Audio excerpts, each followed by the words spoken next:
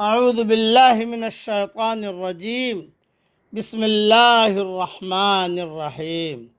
سورہ مومنون کی چند آیتیں پڑھ رہا ہوں۔ آیت نمبر 105 سے لے کر آیت نمبر 108 تک۔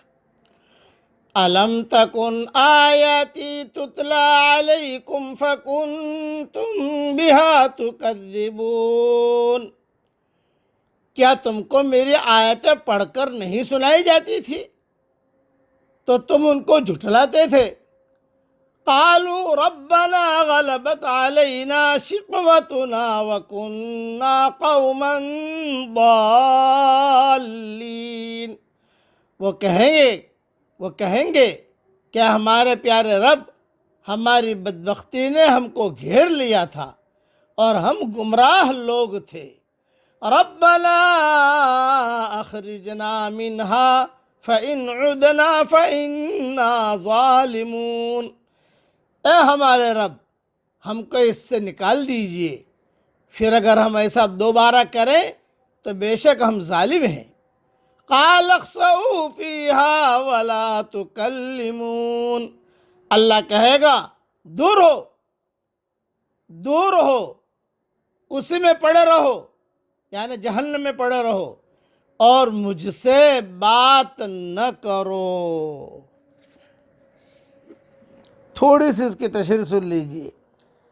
آدمی کا امتحان دیکھ کر ماننے میں نہیں ہے بلکہ سوچ کر ماننے میں ہے۔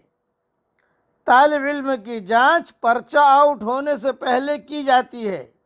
جب پرچہ آؤٹ ہو کر اخباروں میں چھپ چکا ہو، اس کے بعد کسی طالب علم کی جانچ کرنے کا کوئی سوال ہی پیدا نہیں ہوتا۔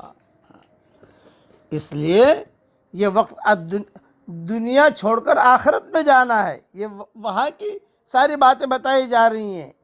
دنیا میں اہل ایمان کے لیے ایک صبر آزما مرحلہ یہ بھی ہوتا ہے کہ وہ جب دین اور ایمان کے مقتضیات پر عمل کرتے ہیں تو دین سے ناآشنا اور ایمان سے بے خبر لوگ انہیں استہزاء، ملامت کا نشانہ بنا لیتے ہیں۔ کتنے ہی کمزور ایمان والے ہیں کہ وہ ان ملامتوں سے ڈر کر بہت سے احکام الہیہ پر عمل کرنے سے گریز کرتے ہیں، جیسے داڑھی ہے، پردے کا مسئلہ ہے، شادی بیاہ کی ہندوانہ رسومات سے اجتناب ہے، وغیرہ وغیرہ۔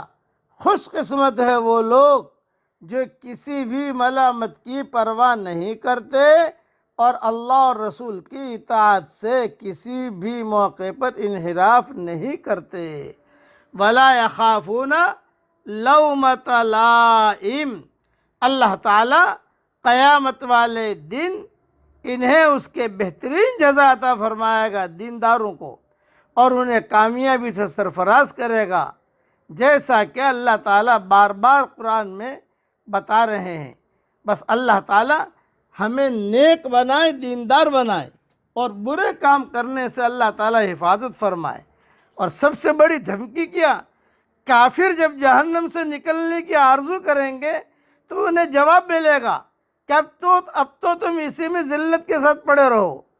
بے ایمان، بے دین جب جہنم سے نکلنے کی آرزو کریں گے تو اسی ذلت کے ساتھ پڑے رہنے کا کہا جائے گا۔